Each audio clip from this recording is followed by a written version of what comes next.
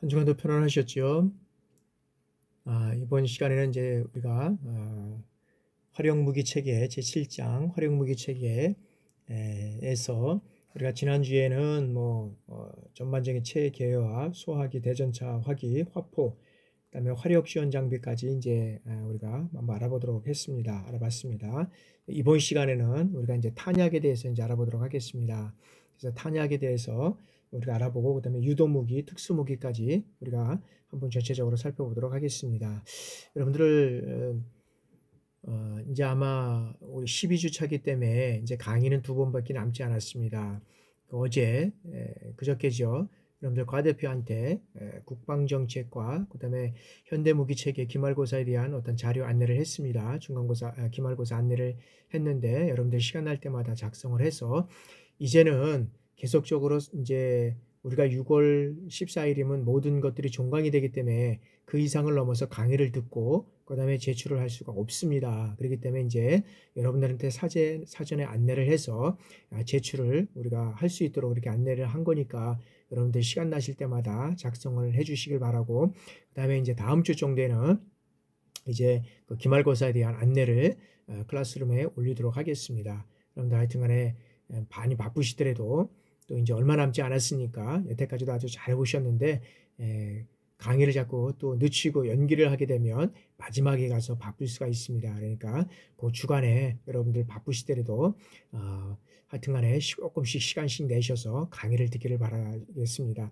그리고 또 강의 듣는 중에서 제가 또 이렇게 한번 현대무기를 진행을 하면서 좀 여러 가지로 좀 부족하고 또 여러분들이 듣기에도 좀 많이 부족한 것도 있었겠지만 이게 지금 육해공군의 무기가 다 들어가잖아요. 근데 우리는 육군이잖아요. 그러다 보니까 실질적으로 뭐 해군이라든지 어떤 공군의 무기를 우리가 다 할 수는 없기 때문에 시험 문제 내는 데 있어서도 그런 것들은 좀 일괄 좀 제약을 하고 우리가 좀 평이하고 또 일반적으로 또 이렇게 관심 있는 그런 사항들만 가지고 우리가 여러분들한테 안내를 했으니까 그렇게 알아주시길 바랍니다.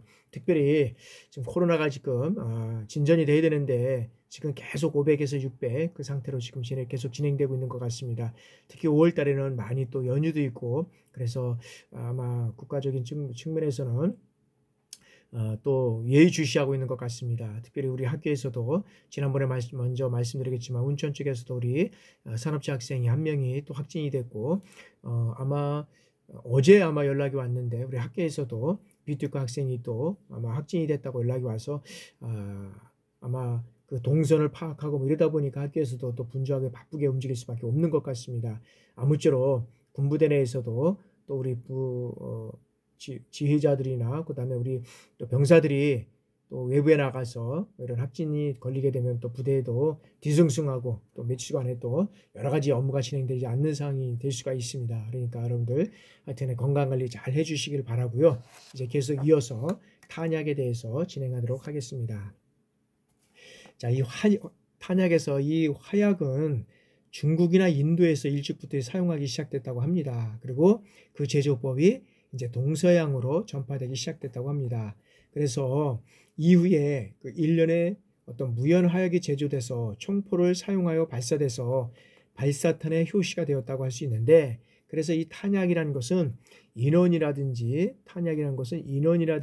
그 다음에 장비, 그 다음에 물자, 그 다음에 어떤 구조물, 그 다음에 어떤 이런 기타 군사 표적에 이런 손상을 입힐 목적으로 제작된 어떤 폭발물이다라고 우리가 할 수 있다는 것이죠.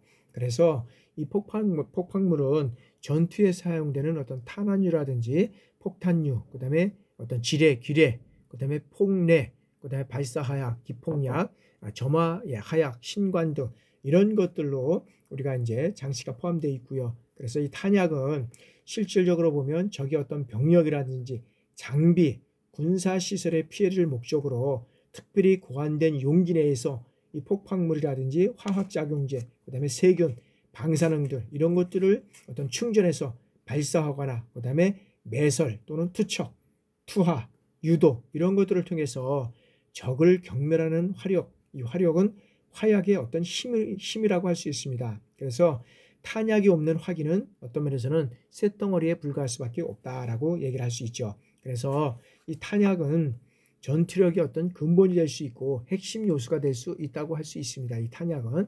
그래서 이 전쟁 비용의 어떤 면에서 보면 3분의 2가 뭐가 차지한다고요? 탄약이 여기에서는 탄약이 여기는 차지한다고 볼 수 있다는 거죠. 그래서 전략가라고 할 수 있는 이 크로멜이라는 사람은 자, 탄약은 군수 분야의 일부가 아니라 전부라고 할 수 있다고 얘기를 할 수 있습니다. 그래서 이 탄약은 각종 화기라든지 그다음에 투발수단을 통해서 폭발시켜서 목표물에 피해를 줌으로써 적 전투력을 저하시키기 위한 핵심 물자이다라고 우리가 할 수 있죠. 야, 어떤 면에서 보면 이 비록 작은 어떤 소화기 탄약이라 하더라도 적에게 명중시켰을 때 적을 살상할 수 있을 뿐만 아니라 수류탄 역시 소형이지만 적 병력이라든지 장비에 심대한 피해를 줄 수 있는 것을 우리가 어떤 탄약의 위력이라고 할 수 있습니다. 그렇다면 이 탄약을 어떤 분류 기준에 따라 여러 가지 방법으로 분류할 수 있는데 우리가 한 5가지로 한번 살펴보도록 하겠습니다. 이 탄약의 분류는 자, 폭발 위력을 기준으로 해서 탄약의 어떤 성능에 의한 분류가 있고요. 그 다음에 생산된 탄약의 활용 용도에 의한 분류가 있고요. 그 다음에 결발 장치가 장착된 어떤 각종 무기에 의해서 발사되는지 여부에 따른 여기에는 발사 방법에 따른 우리가 분류가 있고요. 그 다음에는 그 추진 장약의 결합에 의한 분류, 이 결합에 의한 분류가 있고요. 그 다음에 충전물 종류에 따라 분류하는 이러한 방법으로 우리가 이제 분류할 수 있다라고 우리가 볼 수 있는데요. 그 내용들을 간단하게 우리가 하나씩 살펴보도록 하겠습니다. 자, 이 탄약의 분류는 금방 말씀드렸다시피 5가지에 의한 분류가 이렇게 있습니다. 그래서 첫 번째는 성능에 의한 분류는 뭐 재래식 탄약, 유도, 그 다음에 중로켓 탄약으로 우리가 분류할 수 있고요. 그 다음에 용도에 의한 분류는 자, 전투용이냐, 운용용이냐 이런 것들을 우리가 분류할 수 있고요. 발사 방법에 의한 분류는 자, 발사 탄약이냐, 비발사 탄약이냐라고 우리가 분류할 수 있고요. 그 다음에 결합 형태에 따라서는 자, 고정식이냐, 반고정식이냐, 분리식이냐, 그 다음에 분리장전식 탄약이냐라고 해서 우리가 분류할 수 있고요. 그 다음에 충전물 종류에 의한 분류는 자, 고폭 탄약이냐, 그 다음에 조명 탄약이냐, 그 다음에 연막이냐, 소위냐, 예강이냐, 그 다음에 철갑이냐, 가스냐, 기타 탄약이냐에 따라서 거기에 뭐가 이렇게 충전이 되느냐에 따라서 분류 방법이 다를 수가 있다는 것이죠. 자, 다음에는 자, 이제 무기 체계에 의한 분류가 되겠습니다. 무기 체계에 의한 분류는 자, 대분류는 기동 무기 체계, 중분류는 자, 대기동 장비, 그래서 소분류는 한국형 살포 지뢰, 그다음에 원격 운영 통제 탄약으로 우리가 소분류를 할 수 있고요. 그다음에 활용 무기 체계는 탄약과 유도 무기라고 우리가 분류할 수 있는데 이 탄약은 자, 지상이냐, 함정이냐, 항공이냐, 그다음에 특수냐, 그다음에 유도탄 능동 유인체냐라고 따라서 우리가 활용 무기를 다시 탄약이냐, 유도 무기로 분류할 수 있다는 거죠. 유도 무기는 자, 지상 발사냐, 해상 발사냐, 그다음에 공중 발사냐, 수중 유도 무기냐 이거에 따라서 우리가 또 분류할 수 있고요. 그다음에 방공 무기 체계는 주로 방공으로서 요거는 대공 무기 유도 무기로서 천궁이냐 신궁이냐 그다음에 미스트랄이냐 이글라냐 이거에 따라서 우리가 무기 체계에 의한 분류를 우리가 할 수 있다고 살펴봤습니다. 자, 이제 성능에 의한 탄약을 분류를 우리가 살펴보도록 하겠습니다. 자, 성능에 의한 탄약은 자, 그것이 재래식 탄약이냐, 그다음에 유도 및 중로켓 탄약이냐, 그다음에 지대지 중로켓 탄약이냐에 따라서 우리가 이제 분류할 수 있는데 우리가 간단하게 이런 것들을 다 살펴보고 우리가 알 수는 없겠지만 그다음에 혹시라도 이 분야에 근무하는 분들은 이것은 이렇게 분류하고 있구나. 혹시라도 우리가 어떤 면에서 보면은 주특기 교육을 받을 때 다 이제 이것도 배웠지만은 사실은 다 반납하고 오잖아요. 그죠? 그러면서 우리가 다시 한번 되새기는 이런 시간을 한번 가져보도록 하겠습니다. 재래식 탄약은 소화기 탄약이 있고 그다음에 전차 또는 화포 탄약이 있고요. 로켓 탄약, 그다음에 지뢰, 수류 탄약이 있고 그다음에 화학 탄약이라고 할 수 있는 연막, 소위, 치료작용제 충전이 있고 그다음에 살포식 지뢰가 있습니다. 그다음에 유도 및 중로켓 탄약으로서는 이제 지대공과 유도 탄약, 지대지 유도 탄으로 나눌 수 있는데 자, 지대공 유도 탄약은 자, 중고격 요격용과 저공 방어용이 있고요. 그다음에 지대지 유도탄은 대전차용과 지상 전술용, 그 다음에 지삭 전략용 이런 것들이 있고요. 그 다음에 지대지 중로켓 탄약은 에너스터존이라고 할 수 있는 이런 어떤 그런 것들을 분류할 수 있다라고 할 수 있습니다. 그러면 발사 방법에 의한 탄약을 분류를 우리가 볼 수 있겠습니다. 그래서 발사 탄약입니다. 자, 처음에는 발사 탄약은 자, 이 격발 장치가 장착된 그죠? 이 격발 장치가 장착된 각종 무기에 의해서 발사되어서 여기는 목표물에 명중되어 폭발하도록 제작된 탄약을 우리가 이제 발사 탄약이라고 할 수 있습니다. 그래서 발사 탄약은 소화기 탄약과 포탄약 이게 있는데 소화기는 구경이 30mm까지 어떤 거치식 및 파지형 장비 탄약이라고 할 수 있고요. 그 다음에 포탄약은 구경이 30mm 이상이고 0.6인치 이상의 탄약이라고 할 수 있습니다. 그래서 여기에는 이 포탄약은 또 우리가 6가지로 우리가 이렇게 구분해 볼 수가 있는데, 자, 직사포 탄약은 사거리가 길고 탄도가 저격인 탄도에서 사용하고 있고요. 곡사포 탄약은 포열의 길이가 20에서 30 어떤 구경으로서 직사포와 박격포의 어떤 중간 탄도 형성을 이루어가고 있고요. 박격포 탄약은 포역의 길이가 10에서 20으로서 짧죠. 그래서 여기는 고각 사격이 가능할 수 있다. 그래서 떼어가지고 이렇게 이제 사격을 하는 어떤 그런 그 고각 사격으로 할 수 있죠. 자, 무반동총 탄약은 자, 사격 시 발생되는 이 가스를 후방으로 방출할 수 있는 이런 것을 우리가 무반동총이라고 할 수 있고요. 그다음에 로켓 탄약은 자, 로켓 추진 원리에 의해서 발사되는 탄약을 우리가 로켓 탄약이라고 할 수 있고요. 유도 탄약은 자, 로켓 추진 원리를 이용해서 유도 장치가 부착된 탄약이다라고 우리가 할 수 있습니다. 그래서 포탄약은 우리가 이렇게 나눌 수 있고요. 그다음에 비발사 탄약은 자, 총이나 포에 장전하지 않는 탄약이 있습니다. 그것이 우리가 보면 수리탄인가 지뢰라고 있습니다. 그렇지만 총이나 포에 장전을 하지 않지만 그 어떤 면에서 폭발력이나 이런 것들은 우리가 상당히 아주 우리가 또 우수하다고 할 수 있죠. 그 다음에 이런 것들이 폭발로 인해서 많은 인명살상뿐만 아니라 그 다음에 어떤 장비에 엄청난 이런 어떤 폭발력으로 인해서 또한 그 피해를 이렇게 입힐 수 있는 비발사 탄약도 우리가 있다는 것을 우리가 한번 기억해 두시길 바랍니다. 자, 이제 용도에 따른 분류입니다. 그래서 용도에 따른 분류는 여기에서는 전투용 탄약서부터 훈련용 탄약이 있는데, 자, 전투용 탄약은 대인 탄약이고 고폭 탄약 또 철갑 탄약이라고 우리가 할 수 있고요. 연습 탄약은 여기에는 표적 연습을 위해서 우리가 사용하는 거잖아요. 사격 연습용으로 우리가 쓰는 우리가 탄약을 우리가 이제 연습 탄약이라고 하고요. 공포 탄약은 자, 공포 탄약은 이 모의 사격을 위해서 우리가 사용하는 거고, 여기에는 흑색 화학이라든지 그다음에 이게 탄두가 없죠. 그다음에 그래서 여기는 공포탄만 내는 그런 효과가 있는 거죠.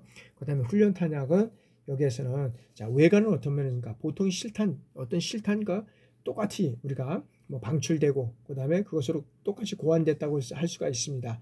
근데 어떤 면에서니까 내부가 비어 있어서 훈련 탄약은 어떤 그 기능 구성품을 결합하고 취급하고 비사격 연습동 이런 어떤 이러한 전시용으로 사용하기 위해서 우리가 훈련용 탄약으로 또 만들어서 우리가 사용하는 것으로 우리가 분류할 수 있다고 할 수 있습니다. 다음에는 우리가 형태에 따른 분류가 있는데, 여기는 고정식 탄약서부터 분리장전식 탄약이 있습니다. 우리가 참고를 하지만 한번 고정식 탄약은 자, 탄두와 약협이 영구 고정된 이런 상태로 분출되는 것을 우리가 고정식 탄약이라고 하고 있고요. 반고정식 탄약은 자, 탄두는 약협에 헐겁게 고정되어 있다. 그래서 반고정식 탄약이고, 분리식 탄약은 이 약협과 탄두가 관리가 되는 거고요. 분리장전식 탄약은 탄두라든지 추진장약, 내관이 어떤 분출돼서 장전하는 그런 것들로 인해서 우리가 분리장전식 탄약이라고 할 수 있습니다. 자, 다음에는 탄약의 어떤 폭발 효과를 우리가 이제 탄약의 폭발 효과입니다. 그래서 이 폭풍 효과인데, 이 폭풍 효과는 뭐냐면 자, 이 고풍 탄약이 폭발 시 파편 효과, 이 어떤 면에서 파편 효과보다는 폭풍 효과에 의해서 시설물에 어떤 더 큰 피해를 주거나 어떤 면에서는 입힐 수 있는 것. 그래서 여기서 뭐 벽을 무너뜨리고 지붕을 붕괴시키고 기계를 못 쓰게 만드는 이런 어떤 탄약의 폭풍 효과는 어떤 격렬한 지진과 같은 위력을 발휘한다고 할 수 있습니다. 그래서 탄약이 폭발 시 총 에너지의 어떤 절반 정도를 뭘로 여기를 압축하느냐면 공기로 압축하는 겁니다. 공기.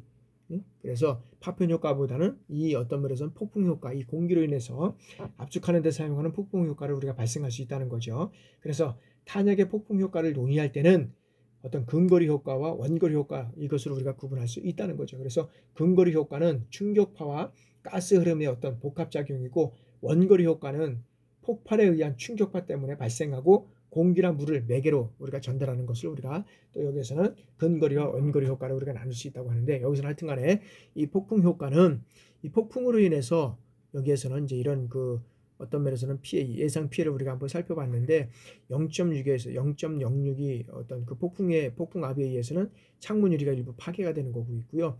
그 다음에 0.08에서 한 0.1 정도는 거의 전부 파괴가 된다고 합니다. 그리고 1.5가 되면은 15평 가옥이 완전 파괴되는 이러한 현상이 일어날 수 있다는 거죠. 그래서 이 폭풍 효과는 상당히 어떤 면에서는 그 파편 효과보다는 더 위력이 어떤 면에서는 이 공기에 의해서 전달되는 이런 어떤 폭풍 효과 때문에 어떤 면에서 그 효과는 더 있을 수 있다라고 우리가 한번 살펴볼 수 있습니다.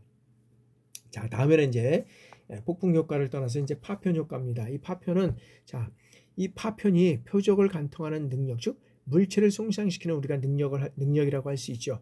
그래서 여기에서는 이 유효 파편이라는 것은 뭐냐 하면, 자, 1.5mm 두께의 어떤 강판 판재를 관통할 수 있는 에너지를 가진 우리가 파편을 말할 수 있다라고 하는 거죠. 그래서 유효 파편은 1.5mm의 어떤 그런 두께의 어떤 강철 판재를 관통할 수 있는 이런 파편을 우리가 말할 수 있고, 이런 어떤 파편 형성에 영향을 미치는 요소에는 여러 가지가 있겠지만 이제 세 가지가 나눌 수 있는데, 자, 충전된 폭약의 어떤 폭성 및 충전 밀도, 여기에 따라서 우리가 또 영향을 미치고, 그 다음에 탄체에 적용된 재질의 어떤 성질에 따라서 그 탄체에 어떤 재질이 있느냐에 따라서 여기에는 어떤 파편 효과가 또 다르다고 할 수 있고요. 탄체의 어떤 그 탄체 벽 두께, 이거에 따라서 또 그 파편 효과에 있어서 나타나는 어떤 그런 영향을 미치는 효과가 우리가 다르다는 것을 우리가 알 수 있다는 거죠. 자, 다음에는 이제 성량 작약 효과입니다. 이 성량 작약 효과는, 자, 성량 작약 효과는 어떤 중궁 효과, 그 다음에 공동 효과, 이런 것들로 우리가 이제 얘기를 하고 있습니다. 그래서 이 효과의 발전은 1880년대 미국에서 여기에 이제 최초의 어떤 기원을 찾을 수 있고, 이 효과의 특징은 약 1800년경 독일과 이제 노르웨이에서 이제 발견되었고, 사실 어떤 면에서는 이제 그때는 별로 사용하지 않았다는 거죠. 잊혀졌다가 뒤에 이제 후에 이제 다른 사람들의 어떤 연구에 의해서 이제 제2차 세계대전 때에 이르러서 이 원리를 군사 목전에 이제 이용하게 되었다는 것이죠. 그래서 이러한 성형 탄약은, 자, 기본적으로 뭐냐면 이 원추형 라이어 콘 폭약으로 해서 구성되어 있다. 그래서 이 콘이 요철면이 어떤 폭약 쪽을 향하고 있고, 나온 요철면이 폭약 쪽을 향하고 있고, 그 다음에 어떤 여기에는 콘 직경이 6배 이상이 어떤 장갑판을 관통하는 이러한 것들로 이루어져 있다라고 할 수 있습니다. 관통한다. 그래서 여기에는 고도로 정교한 실험용 장약으로 콘 직경이 10배까지 관통할 수 있다는 거죠. 10배까지. 그래서 여기 10배까지 관통이 가능하다 할 수 있습니다. 자, 다음에는 이제 미즈니 샬딘 효과라고 할 수 있는데, 여기에서는 성형 작용의 효과를 대전차 지뢰에 응용한 것으로서 여기는 어떤 호형 장약 효과라고 한다라고 할 수 있습니다. 그래서 어떤 최신의 어떤 지능형 탄약, 이 지능형 탄약은 그다음에 어떤 자탄의 미즈니 샬딘 효과를 적용해서 적 전체의 어떤 상부 공격, 이 상부 공격용으로서 이 탄약을 이용하는 것입니다. 적 전체의 상부 공격을 이용하는 것을 우리가 이제 얘기를 할 수 있고요. 그 다음에 이제 열 효과입니다. 열 효과. 그래서 이 열 효과는, 자, 고폭 탄약이 어떤 면에서는 여기에는 그 폭발 시 폭풍 효과와 동시에 일어나는 효과.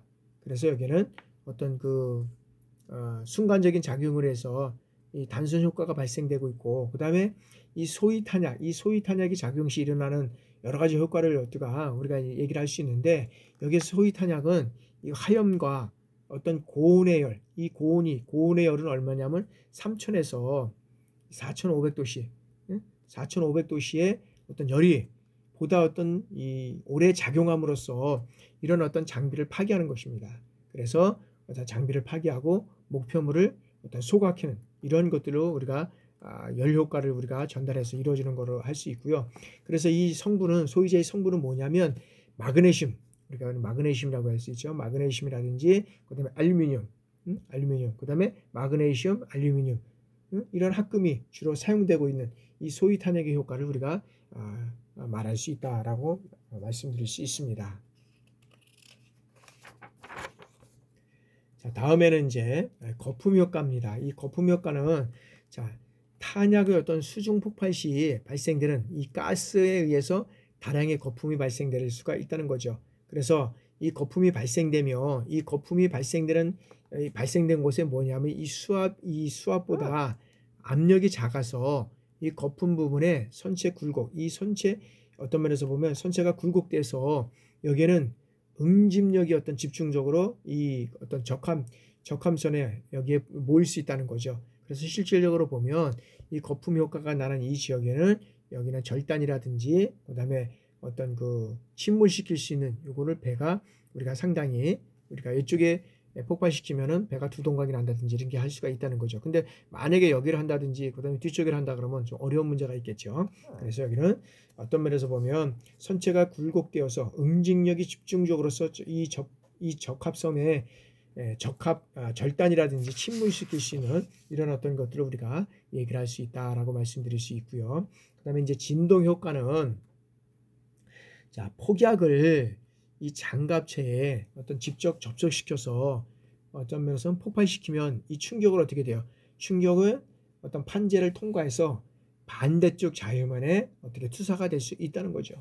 그래서 판의 응집의 어떤 중첩이 일어나고 그 다음에 후면이 안쪽으로 이제 이런 자굴이 발생된다는 거죠. 그래서 아주 급격한 자굴이나 이거는 어떤 스플링 효과, 스파닝 효과 요거를 통해서 장갑판 뒷면을 우리가 파괴할 수 있는 이런 것들을 우리가 파쇄 효과, 즉 진동 효과를 통해서 우리가 이루어갈 수 있다라고 볼 수 있다는 거죠. 자, 지금까지는 이제 우리가 어떤 탄약 제 6절에서 우리가 탄약에 대해서 이제 우리가 살펴봤습니다. 그러면 이제 이번 시간에는 이제 또 유도무기 7절에서 이제 유도무기에 대해서 우리가 알아보도록 하겠습니다. 자, 이런 유도무기는 자, 군사적 목표물을 파괴하기 위해서 탄두를 여기는 장착하고 그 다음에 비행궤도를 자율적으로 제어하는 어떤 무인 비행차를 우리가 말할 수 있습니다. 그래서 이 유도무기는 화포에서 이 발사되는 포탄처럼 이 목표물을 겨냥해서 쏘는 것이 아니고 체계 안에서 사람의 어떤 두뇌라든지 그 다음에 어떤 신경, 감각에 해당되는 장비를 갖추고 있어서 발사된 후에 속도라든지 이런 방향을 측정하고 수정해서 목표에 명중시키는 기능을 가지고 있다고 우리가 할 수 있습니다. 그래서 여기는 유도무기의 발달은 제2차 대전 말기 독일 육군이 프랑스 해안에서 어떻게 하면 영국 본토에 이 목표를 정확히 공격할 수 있을까 이런 생각에 고안한 어떤 무기라고 할 수 있죠. 그래서 여기에는 어떤 V1은 어떤 면에서는 V1과 V2 이런 어떤 로켓이 표시가 될 수 있는데 여기에서는 제2차 세계대전 말부터 본격적으로 이제 개발되기 시작해서 이 유도무기 체계는 그동안 어떤 기술적 발전을 거듭해서 대표적인 어떤 첨단 정밀 무기 체계로 발전해 왔다고 할 수 있습니다.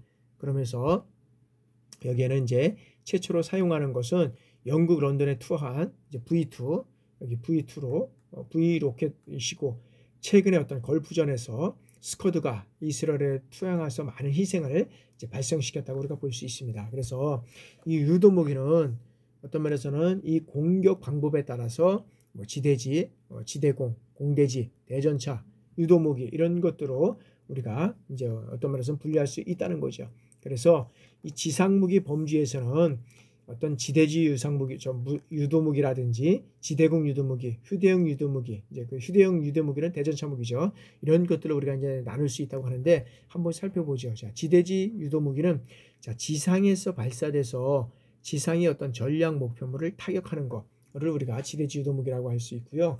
그 다음에 이제 지대공 그 유도무기는 여기는 개인 차량, 이 개인 차량에 탑재돼서 어떤 지역이라든지 그 다음에 국지 방공 무기로 우리가 이제 운용할 수 있는 것을 지대공 유도 무기라고 할 수 있죠.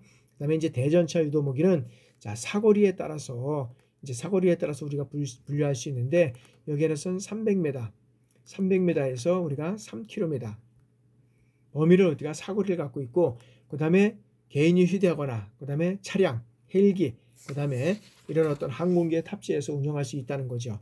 그래서 이 유도무기의 어떤 발전 추세를 우리가 살펴보면, 자, 지대지 미사일은 대량 파괴라든지 그다음에 정확도 향상, 그다음에 생존성 증대, 이런 것들이 우리가 이제 전망될 수 있고요. 그다음에 지대공 유도무기는 정밀 탐지, 그다음에 탑재, 추적, 대전자전, 그다음에 대전자전 능력, 이런 것들을 발전할 수 있고요. 대전차 미사일은 자, 반응 장갑의 어떤 기술과 대응체계 발전에 따라서 정면 공격보다는 여기는 상부 공격, 이런 어떤 상부 공격으로 전환해서 사용할 수 있다는 이런 것들을 우리가 발전 시설을 우리가 알아볼 수 있었습니다.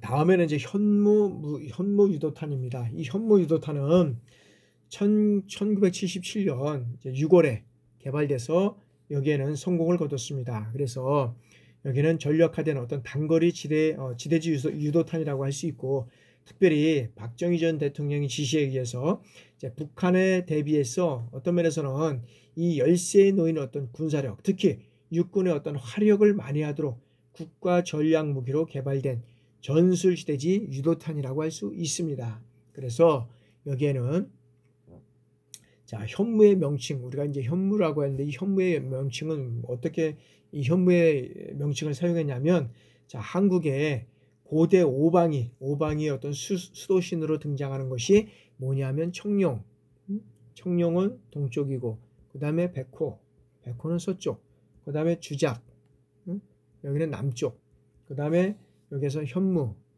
현무는 북쪽, 이런 것들을 우리가 북방의 수호신, 이런 것들 현무의 명칭을 어떤 한국의 고대 5대 방의 어떤 수호신으로 이렇게 명칭을 세웠다는 거죠. 그래서 현무는 어떤 북방의 수호신으로 의미하는 것으로서 현무의 이름을 따서 붙인 우리가 유도무기라고 할 수 있습니다. 그래서 이 현무는 2단 어떤 로켓 방식으로 사거리는 여기에서는 사거리가 얼마였습니까? 사거리는 180m, 180m이고 탄두는 여기에서 보면 어떤 면에서 보면 여기는 그 고폭 분산, 이런 것들 고폭 어떤 분산탄이고, 명중률은 어떤 면에서 보면은 1mm 이내의 어떤 명중률을 가지고 올 수 있다는 거죠. 그래서 여기에는 2001년 그리고 2002년에 2012년에 어떤 일이 있었냐면, 한미 미사일 협정의 어떤 개장으로 인해서 사거리를 이제 연장할 수 있게 됨에 따라서 우리나라는 자, 사거리 300, 어떤 사거리 여기에서는 300km, 300km인 현무 2, 현무 2, 2A를 개발하고 했고, 그 다음에 사거리가 900km인 현무 2B, 그 다음에 800km, 사거리가 800km인 현무 2C, 이것을 개발하게 됐다는 거죠. 이제 미국의 협의를 통해서. 그래서 성공을 거두었죠. 그래서 이제 어떤 면에서 보면 북한의 어떤 전력에 비해서 이제는 이런 어떤 전력이 사정권에 들어옴으로써, 그 다음에 이 현무 이 투 무기는 정확도가 뛰어나고, 그 다음에 북한에 대비해서 우리의 어떤 유도 무기를 더욱더 향상시킬 수 있는 이러한 무기가 될 수 있다고 볼 수 있습니다. 자, 다음에는 이제 전술 지대지 미사일입니다. 자, 전술 지대지 미사일은 자, 구소련이 자, 전차 부대를 제압하기 위해서 이제 만드는 것입니다. 기존에 그래서 여기는 어떤 랜스라고 하는 그 단거리 미사일을 대체하기 위해서 1985년도 미국이 이제 개발하게 되었죠. 그리고 1991년도에 미국 대통령 누구냐면 부시 대통령이 이제 뭘 발표하게 되냐면 전술핵 전면 폐기라는 이러한 조치를 발표하게 되는 거죠. 그래서 이 재래식 어떤 면에서 보면 이 재래식 중단거리 유도무기를 본격적으로 양산하고 있는 이제 핵탄두 우리가 미사일이라고 할 수 있습니다. 그래서 여기는 로키드 마틴 회사가 이제 개발을 하게 되었고요. 그 다음에 이제 1991년도에 걸프전에 최초로 배치되어서 운용되었는데 당시 이라크군의 어떤 그 지대공 미사일 발사기 30건 이상을 초토화시켰고 약 200대의 어떤 장갑 차량을 파괴시킨 이러한 어떤 경력을 갖고 있다고 할 수 있습니다. 사격 통제, 이러한 그 사격 통제 시스템이 탑재되어 있어서 자동적으로 이런 사격이 가능하고 또한 핵이라든지 생화학 무기로부터 방어할 수 있는 이러한 무기를 우리가 갖췄다고 할 수 있습니다. 그래서 자, 미사일 포트는 포병에 의한 장비가 여기는 정비가 필요하지 않고 어떤 면에서는 밀폐되어 있어서 즉시 전투에 여기에서는 어떤 면에서는 사용 가능한 이런 상태로 공장에서 바로 출시가 된다는 거죠. 그래서 우리가 이 자율화 유도 시스템을 같은 전초능 미사일 시스템이다. 이런 걸 얘기를 할 수 있고요. 이 구성은 어떻게 되냐면 유도탄과 탄두부, 추진부, 제어부 이런 것들로 구성되어 있다고 할 수 있습니다. 그래서 자, 유도부는 탄두부 부품과 미사일 유도 부품으로 이제 구성이 되어 있는데 여기에서는 어떤 목표의 위치 좌표라든지 지정된 최고 어떤 탄고도 그다음에 이 발사기 위치와 고도 정보를 받아서 가장 적절한 탄도 경로를 결정할 수 있는 것이 우리가 유도부라고 할 수 있습니다.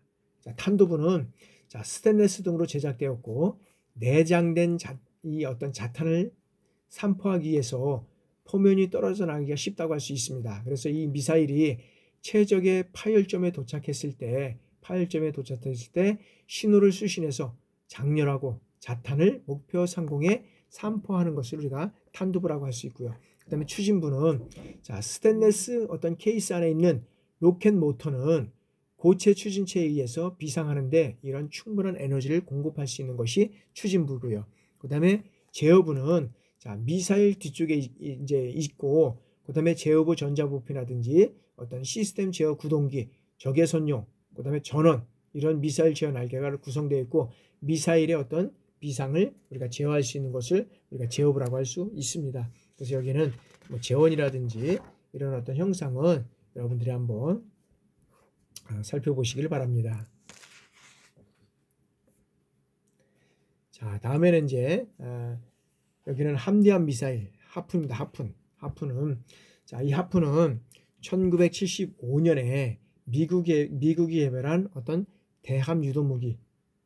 그래서 여기는 대함 무기로서 수상함이라든지 항공기, 잠수함 이런 것들에 이제 탑재해서 항공함이라든지 공대함, 그다음에 잠대함 이런 것들로 운영할 수 있는 것이 우리가 대함 유도 무기라고 할 수 있습니다. 이 하프는 자, 능동 호밍과 그다음에 간성 유도를 병행해서 여기는 110km나 내지는 150km 사이에 어떤 수상 목표를 타격할 수 있다는 거죠. 수상 목표를 타격할 수 있고 그다음에 이 하프는 어떤 이런 어떤 면에서는 투영으로서 자, 연안에 숨어 있는 이 함정들을 육상과 구별해서 타격 가능한 어떤 최신형 미사일이라고 할 수 있다는 거죠.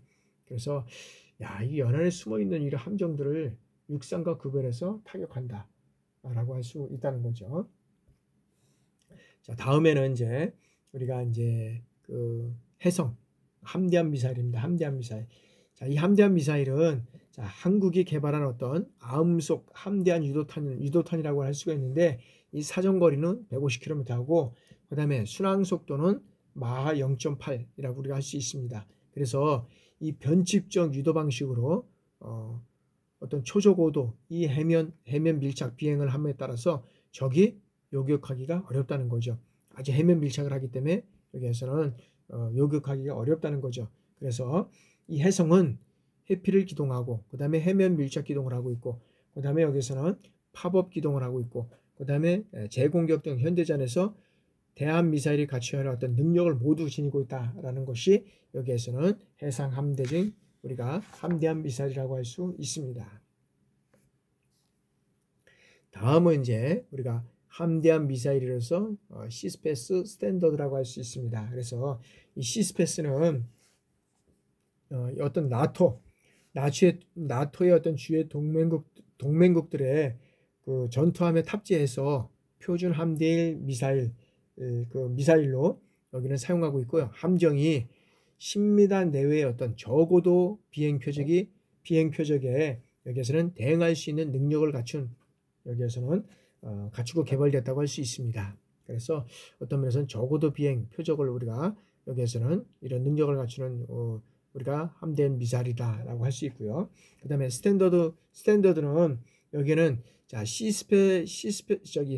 시스페로보다는 어떤 면에서는 사거리가 길고 그 다음에 여기는 최대 사정거리가 여기에서는 70km이고 그 다음에 3차원의 어떤 대공 감시이다 레이더와 그 다음에 장거리 대공 감시를 위한 2차원의 어떤 대공 레이더와 함께 여기는 운영돼 가고 있다라고 우리가 할 수 있습니다. 다음에는 이제 공대공 미사일이 되겠습니다. 공대공 미사일은 이 적 항공기를 격추시키기 위해서 이제 사용되는 미사일이라고 우리가 할 수 있습니다. 그래서 빠른 속도를 위해서 여기는 고속에서 저항을 줄일 수 있는 길고 가는 이러한 어떤 형상을 하고 있다고 할 수 있습니다. 그래서 한국군이 운용하는 어떤 공대공 유도 무기라고 우리가 할 수 있죠. 그래서 한국군이 운용한 공대공 유도 무기는 이렇게 해서 우리가 이런 무기들을 사용하고 있고요. 그 다음에 여기에서 이제 이런 무기들은 어떤 그런 것들을 사용될 수 있느냐 하면은 우리가 이제 뭐 중거리라든지 그 다음에 이제 우방국의 어떤 공통 단거리 대공 미사일, 중거리 어떤 공대공 미사일, 뭐 KF-16 어떤 전투기 이런 배치와 도입해서 이런 어떤 무기를 사용할 수 있다는 거죠. 그래서 우리가 이런 것들을 다 뭐 알아볼 수는 없겠지만은 이러한 어떤 미사일에는 이러한 어떤 전투기와 이런 것들을 통해서 우리가 이루어갈 수 있는 이런 미사일들이 있구나라고 우리가 눈여겨보시면 될 것 같습니다. 자, 다음에는 이제 공대지 공대함 미사일입니다. 자, 공대지 유도무기는 자, 공중에 있는 이 항공기에서 그 다음에 지상이나 해상의 표적을 공격하는 미사일이다. 그렇죠? 그래서 이 미사일은 자, 미사일로서의 어떤 사거리가 어떻게 됩니까? 사거리가 길고 여기에서는 어떤 자체의 추진력과 유도 장치를 갖추고 있어서 일반 포탄에 비해서 사거리가 길고 여기는 어떤 면에서는 명중률이 높다라고 우리가 볼 수 있습니다. 그래서 여기는 지형대조라든지 그 다음에 어떤 면에서 보면 영상 기반 항법 이런 것들을 갖추고 있다고 할 수 있습니다. 유도무기는. 그래서 한국의 공대한 유도무기는 이러한 것들이 우리가 갖춰져 있고요. 이러한 것들을 운영하는 어떤 것들을 우리가 좀 보면 이런 어떤 유도 무기에 따라서 그 무기에 어떤 미사일을 적정해서 여기에서는 운영을 하고 있느냐라는 것들을 우리가 한번 참고해서 우리가 보시면 될 것 같습니다. 자, 다음에는 이제 경월의 청상어라고 우리가 살펴볼 수 있는데 이 경상어 청어회는 1995년에 이제 개발을 시작해서 2004년에 개발 완료가 됩니다. 그래서 경월의 청상어는 이 초계함급 이상의 어떤 수상함과 그다음에 대잠 헬기, 그다음에 해상 초계기 이런 것들로 발사가 가능하고 이런 청상어는 천해 작전의 어떤 능력과 그다음에 여기에는 30노트급의 어떤 원자력 잠수함에 대응할 수 있도록 최대 운영 심도 600mm 이상, 그다음에 최고 45노트, 시속 83km 이런 속도로 어떤 능동적으로 이런 목표물을 탐지해서 타격하는 이러한 것들을 우리가 얘기를 할 수 있습니다. 그래서 여기에는 우리가 보면 직경이 2.7mm고 그다음에 길이가 직경은 32cm, 그다음에 무게는 280kg, 1.5배의 철판을 갈통할 수 있는 이러한 능력을 갖춘 것이 경월의 우리가 청상어라고 우리가 할 수 있습니다. 자, 다음에는 이제 중월의 백상어입니다. 중월의 백상어는 자, 북한은 1970년대 이 백상어는 미국의 MK-37 어뢰를 개량하는 이 방향으로 개발되었고 그 다음에 무선 유도 방식으로 여기에서는 이루어졌다고 할 수 있습니다. 그래서 이 백상어는 최고 속도가 35노트고 그 다음에 사실 빠르지는 않지만 정숙하며 그 다음에 무선 유도의 장점을 살려서 잠수함이 어뢰 공격 후 즉시 회피 기동을 할 수 있고 동시에 뭘 합니까? 동시에는 여기에서는 여러 개의 어떤 목표를 조준하는데 유리할 수 있다라고 할 수 있습니다. 그래서 이 재원은 실적으로 보면 30m 사거리 시속이 있고, 그 다음에 어떤 면에서는 여기가 사정거리가 30km, 그 다음에 길이가 67m, 그 다음에 직경이 48, 그 다음에 무게는 1100kg, 이런 것들은 이제 중어뢰 백상어 이런 것들로 이루어져 가고 있다라고 우리가 이제 보면 되고요. 자, 다음에는 이제 북한 미사일입니다. 이 북한 미사일은 자, 어떤 면에서 보면 이 북한은 1970년대 후반부터 이제 이런 그 소련의 미사일 기술을 배워서 이제 직접 들어와서 할 수는 없으니까 이걸 어디서 수입을 해서 왔냐면 이집트에서 이제 수입을 해 오게 됩니다. 그래서 이 스커트 미사일을 이 분해 과정을 통해서 자체 미사일 개발에 이제 착수하게 되는 거죠. 그래서 어떤 스커트 B와 그다음에 스커트 이 C를 이제 개발하고 어떤 면에서는 생산하게 되는 겁니다.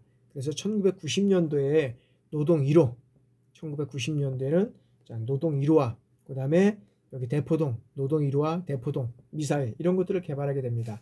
그래서 북한의 탄도미사일은 정약도 면에서는 선진국에 비해서 뭐 어떤 면에서는 좀 떨어질 수 있다고 하지만 이 북한은 1999년도 이 9월에 이제 어떤 현상이 있었냐면 미국의 클린턴 행정부가 이제 대북 경제 제재 완화 조치를 발표하게 됩니다. 그래서 북한과 이제 미국의 대화가 지속될 때까지 미사일 발사 조치를 유예한다고 이제 선언을 하게 되죠.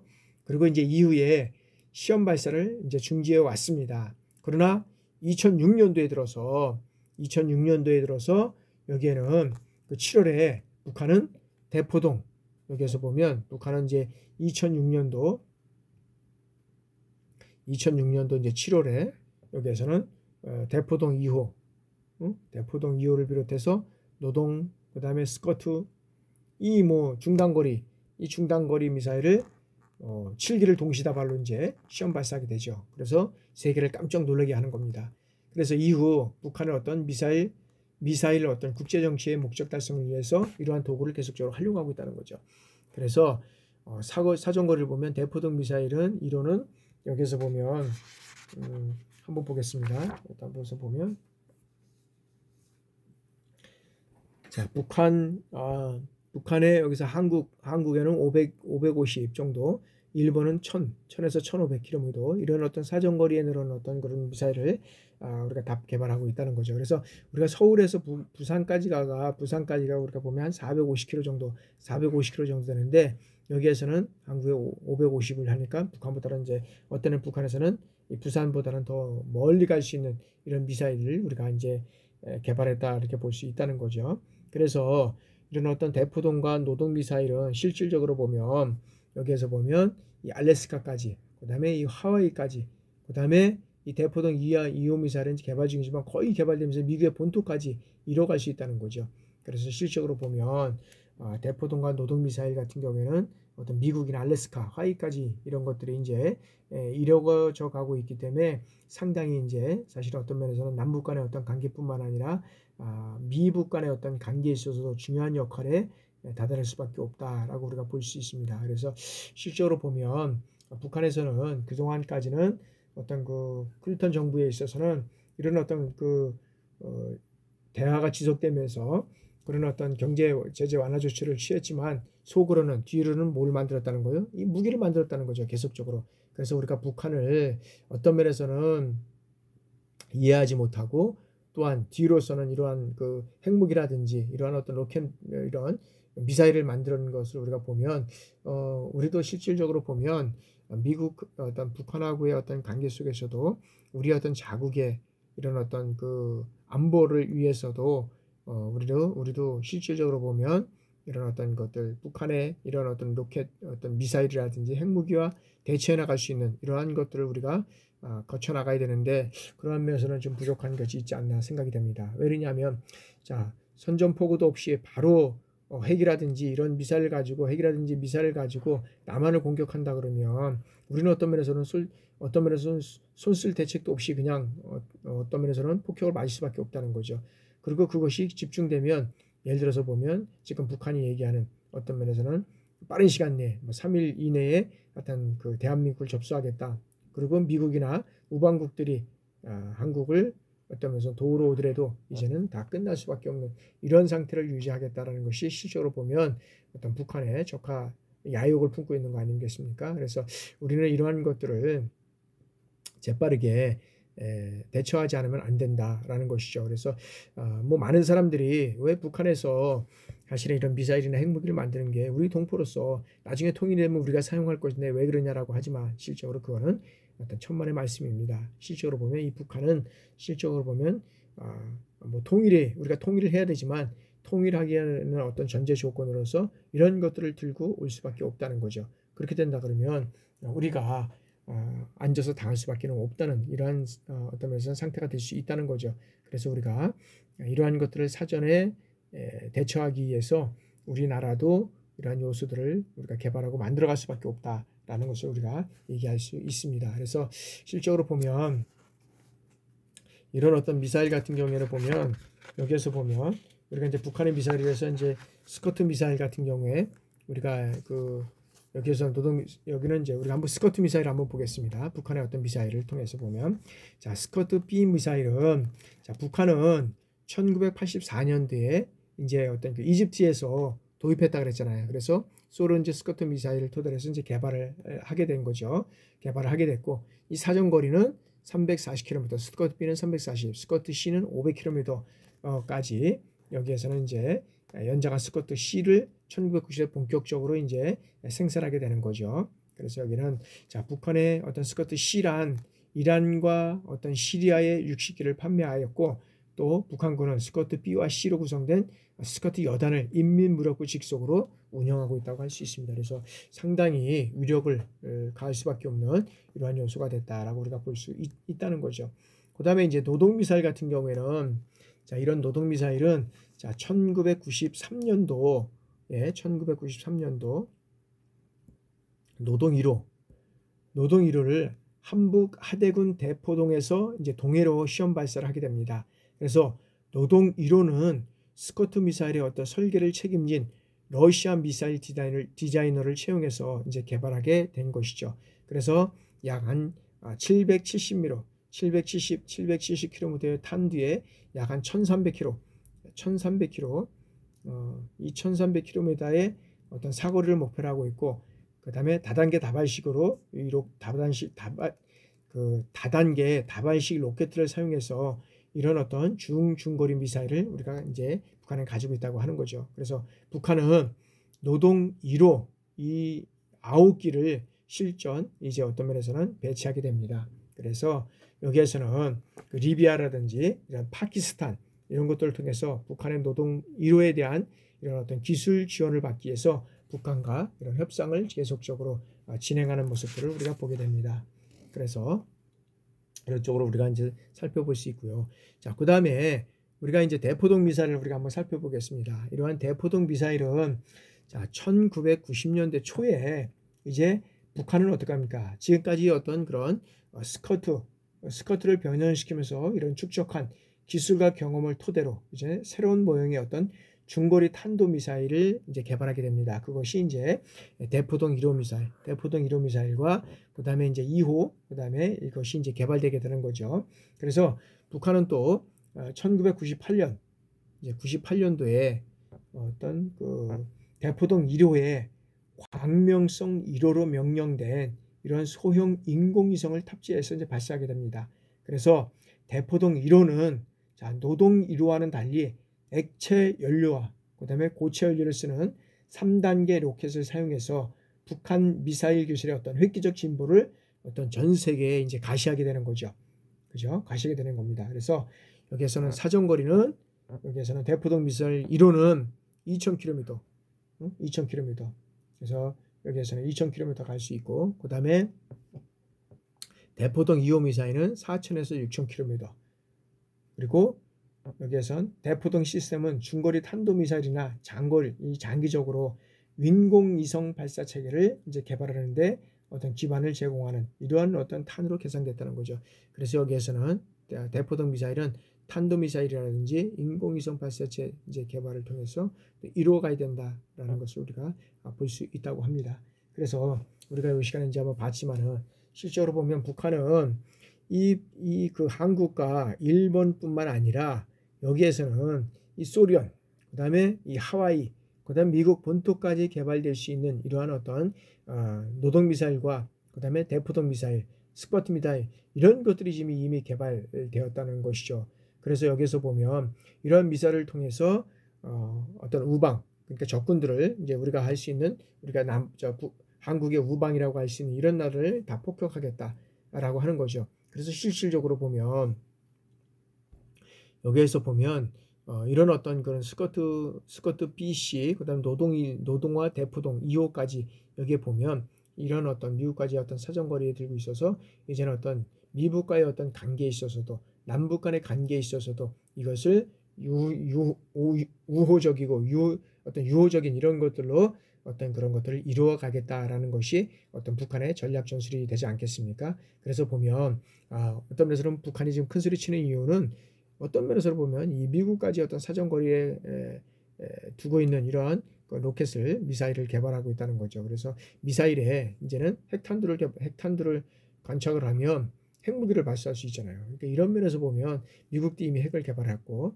그러다 보니까 참 이런 어떤 그 미국과의 어떤 북한, 그다음에 북한과의 어떤 한국 이런 관계가 이제는 상당히 어떤 면에서는 중요한 요소로 대두될 수밖에 없다라고 우리가 볼 수 있다는 거죠. 그래서 여기는 유도 무기까지 우리가 살펴봤고요. 이제 잠깐 쉬었다가 우리가 특수 무기에 대해서 우리가 살펴보도록 하겠습니다. 잠깐 쉬었다가 시작하겠습니다.